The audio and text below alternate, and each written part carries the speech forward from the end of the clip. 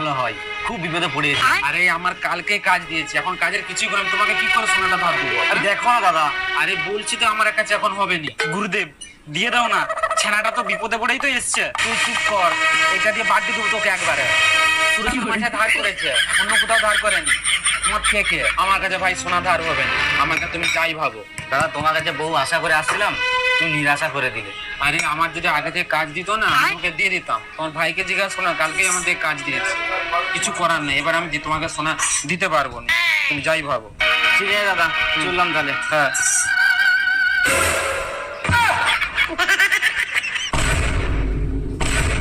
দাদা এটা একটু বেশি করে দাও। হ্যাঁ, ঠিক আছে।